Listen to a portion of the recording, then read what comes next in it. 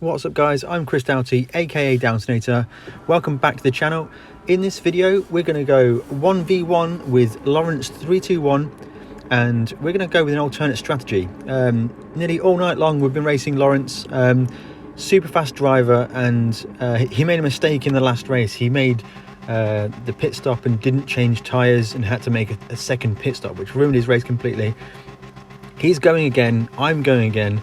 The lobby's a little less stacked, not so many A drivers in here.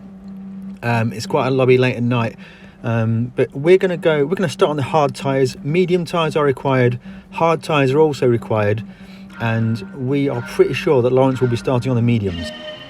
Also, I'm quite sure that the drivers behind, Italian driver, and the couple behind him are also on medium tyres, so we're going to have difficulties in the first few laps, but I plan to make quite an early pit stop and go for a really massive undercut. Into turn one on the hard tyres, we've got to be very careful as we're a little bit too wide. We managed to keep it in, but that is so dangerous. The number of times I see people run wide on corner exit or in the middle of the corner into turn one on lap one at Suzuka is unbelievable. As you can see now, Lawrence is already starting to build a gap and we are severely under threat by the Italian driver behind. In a few races before this, the Italian driver got right alongside us into Degner 1 and put us into the gravel. So again, this situation is happening again, but he doesn't go side by side in this instance. He managed to stay behind and follow through, and we've survived that attack for the first time. Yeah, the Italian driver is all over us and he's to the outside of this corner, but he backs out of that one again. This is where we're starting to hold up the drivers behind. We're on the slower tyre and we have got a lot of problems here. What we want to be doing, we want to be racing forwards, we want to maintain our race pace. We don't want to have fighting and battles to be dropping us off too far. As you can see, the gap to Lawrence is already 1.5 seconds as we go through Spoon. Quite nicely done through Spoon in this instance for us. And we're going to enter the straight now. Gap to Lawrence is slowly increasing. But he's on the medium tyres. We know that's going to happen. Nothing to be concerned about here. The Italian driver's looking... we clipped the grass on the corner entry to 130R. We managed to get away with that, but that's put us on the back foot now. Italian driver to the inside through the Casio Triangle chicane, and we're going to try and use the slipstream to help to drag us along. German driver behind, go out my way. I assume also on medium tyres, and we're going to go into the slipstream. Are we going to look for a move into turn one? We're just going to back out of that one. That would be not a sensible move to do. We just want to maintain our race pace as we always do when we're on the slower tyre. We want to try and blend in with the other drivers using the mediums, and we're going to go through the S's here. This is where the hard tyres really suffer. You just seem to wait hours for the car to turn, and drivers around you on the faster tyres are really harassing you. And this left-hander here, running too wide here, is always a guaranteed crash, and we're still under threat from the driver behind. Luckily not going for a move into Degner 1. Absolute suicide going side by side into Degner 1. We gather it up, make a good corner through Degner 2, and German driver is going to our inside for here, but outside for the hairpin. As we get on the brakes, he's going to leave the room on the inside, we're going to leave room on the outside. Respectful racing here, and we're going to get the drive out the corner. It's still going to leave him to the inside through this long sweeping section here. It will become the inside for Spoon, but I don't think it's a move we want to do. We want to be following the driver, using the slipstream and making the most of these medium tyres runners to get us some free speed down the straights.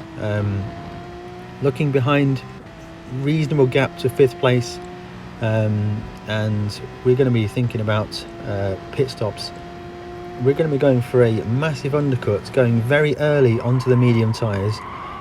It's going to leave us with 8 laps to do. As we run wide there, we're going to have dirty tyres, so for sure we're going to pit now. There's no point using these dirty tyres into turn 1. We're going to go for a very aggressive undercut strategy here.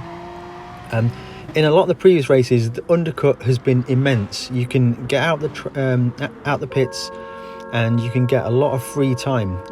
Pit stops here are around 20 seconds long, but what I've noticed is more often than not, because the Suzuka is such a tricky and dangerous track, the midfield and the tail end runners are normally up to 20 seconds, 18, 20 seconds behind you by the time they get round to their second lap. So if you look ahead, we've got potential traffic which we should close in on pretty quickly, which means the undercut at Suzuka is a little bit more risky or more difficult to do than we saw as an example at our Topless a few weeks ago with the Group 4 cars.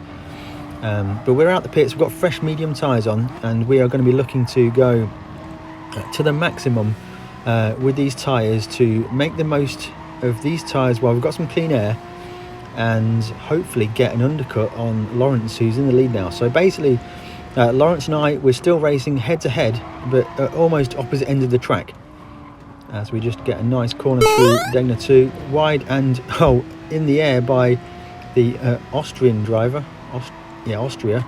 We're going to look for a move. No, it's not going to quite work out there, and we're just going to have way more grip. So I guess he's still running on the hard tyres, and we're going to skip forwards now. We've caught the back of the gaggle of cars. Some of the hard tyre drivers have already pitted.